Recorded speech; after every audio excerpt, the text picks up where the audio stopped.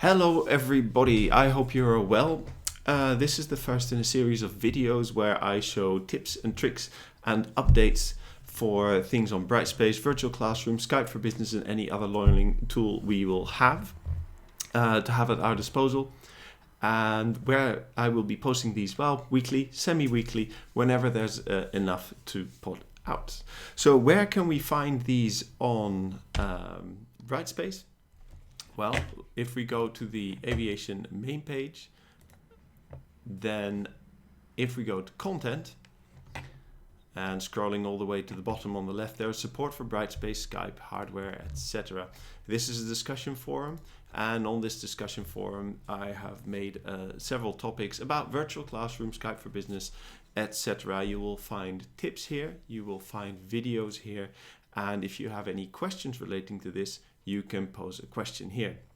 Now, the weekly tips, updates, and news will be a video under here. So, let's start.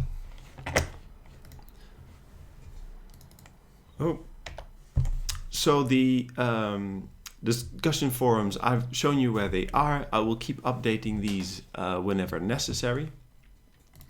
One of the things that is very important, especially for the people who set up and control their own laptop, is that you have to update your browsers. Future releases of Brightspace or Virtual Classroom features will require you to have the latest version of your browser. Now, updating your browser, you can find that on Google. They still recommend Chrome and Firefox, but if you have Safari, I think in future releases it will be used. But if you're using Chrome now, I would just stay with Chrome and keep updating your browser.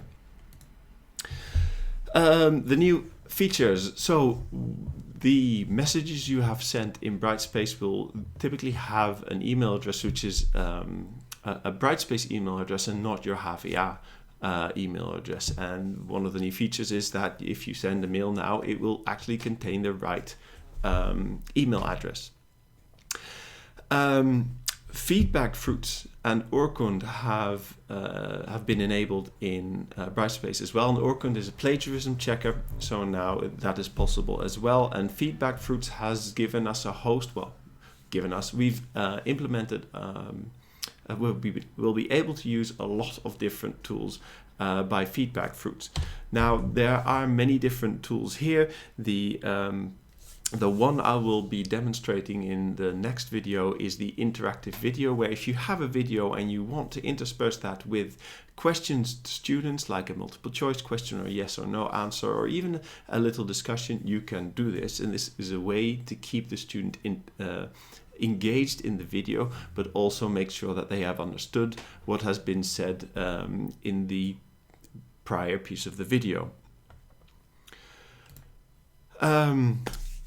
So one of the things is with virtual classrooms is that we have a lot of you have been experimenting with this, and this is excellent. And some of you will start up soon. What we still see is that when people record their virtual classrooms, that students cannot find it. It is very important that you have the link to the recording, which you can find after you've finished. When it's recorded, you can press on the right and find the URL, and you share that either in a content module or by email.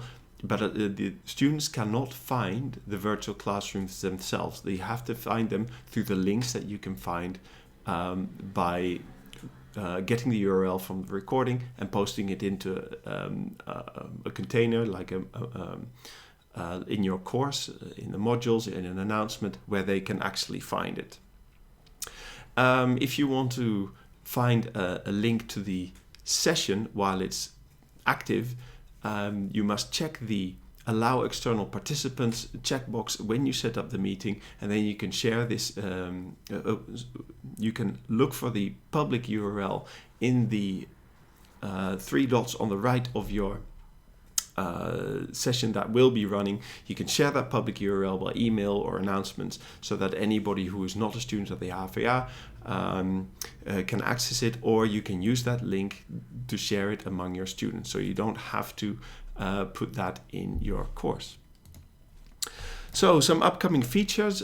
At the moment when you post an announcement, it is unclear who posted that announcement, and I think next week you'll be able to check this box and indicate that you sent this announcement, or you posted this announcement. You don't have to, but it might help your students see who posted it, so they can maybe contact you more directly if you have a course with multiple lecturers.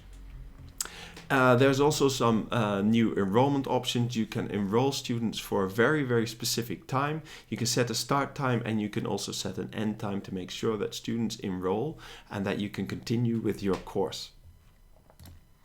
Rubrics, there's an improvement to the rubrics, mainly the entering of information. You can now use the keyboard, and the cell that you are working in will be highlighted. It's not a massive feature, but it might improve your workflow and to see what is happening instead of having to use your mouse and click everywhere. Another thing is the overall score.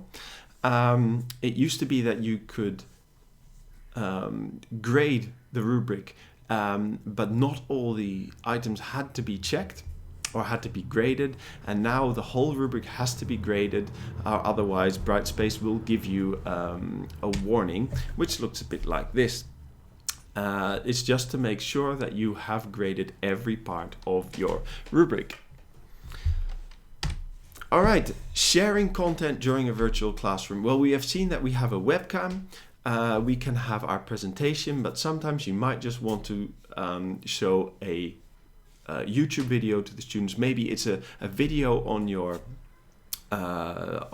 computer itself, and you can share this by sharing your screen, and anything that you see on your screen can be shown to the students and will also be part of the recording. So if you want a YouTube video, share your browser, load up the video, and you can share it with the class, or local files, or anything that you have on the computer or in the internet. Using desktop sharing or screen sharing, you can convey that to your students as well.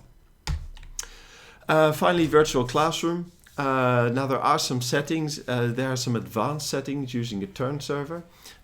If there are massive problems with the internet speed using your virtual classroom, you can select that you want the traffic routed through a turn server. I would only advise this for advanced users, but if it is critical, if bandwidth is a massive problem during the session you're in, this is something to look into. There are a couple other things. Student status. Students can set their status if they are happy, they're sad, if they applaud. These things I have covered in a separate video on what the student sees versus what the lecturer sees, and you can see the different perspectives and how it will be visualized in your virtual classroom. But that's a separate video which is also in the discussion forum under virtual classrooms. Some people have a whiteboard, like the whiteboard behind me, but in the virtual classroom your webcam is only a small window in the environment. Now in the recording it will be larger, but maybe during the session you also want to enlarge it. To switch the presentation and the webcam, you can just click on your the webcam icon and you can say, well, ask it to switch with the presentation, and all of a sudden you have a full screen webcam, which makes it a lot easier if you want to go in the background and write up some formulas. Polls are another thing I've covered in the video on student versus lecturers, and they are an excellent way to engage your students. More on virtual classrooms. If you want to let students study in a separate environment, you can create breakout rooms. And breakout rooms are an excellent way for students to have more control over a session, interact better with their classmates, while you can, as a moderator, oversee what is happening. In breakout rooms, the students have a lot more rights. They can advance through slides, they can upload presentations, and if you want students to be more in control, the breakout rooms are excellent. One of the problems is that at the moment you cannot assign groups immediately into breakout rooms. You have to do that by dragging and dropping students in. It is a bit cumbersome, but unfortunately that's the way it is. Soon, now we have, we can use Microsoft. The breakout rooms are a way to give the students an environment. Soon we'll have Microsoft Teams, which will provide a different way of being able to share documents and collaborate also with groups of students. So this might be an alternative to the breakout rooms, especially if you do not want it in a virtual classroom session, but you still want a group to collaborate using video chat and document sharing and things like that. More tips can be found on these websites, unfortunately only in Dutch. If we find English equivalents, we'll get them to you as soon as possible. Skype for Business. Everybody seems to be comfortable using Skype for Business, and although these tips might seem dated, perhaps they are useful.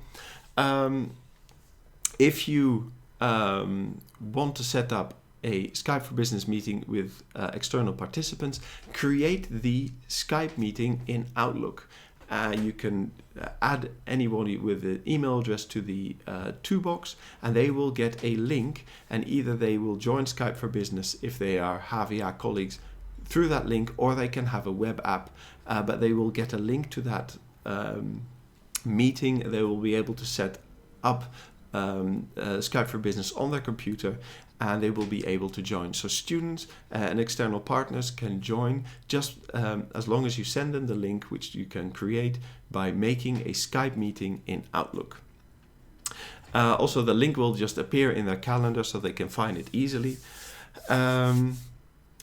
If you are in a Skype for Business meeting and you want somebody else to be able to share their screen, you have to make them presenter, and you can do this by going to the participants list, and there will be the option there to make them a guest presenter or presenter. So for next time there'll be more on Brightspace quizzes. There'll be more information about online assessments. It's something that we're very interested in because we want to give the students exams. There are multiple groups working on online assessments, and there is a nationwide session through SURF, and that will provide information to all the universities and the universities of applied science. And rest assured, in the background, a lot of people are working to solve this problem. One thing in particular, more details on the feedback fruit interactive video will be given, where I will set up such a video and show you some of the capabilities of that. And I also might show you some different ways to use your online setup. You see in the background a whiteboard. I have several cameras set up, and I'll have a drawing tablet as well, and I'll try to give you an overview of what you can do with some of the means you may already have at home. All right, so much. That's all for now, and I will see you in the next video.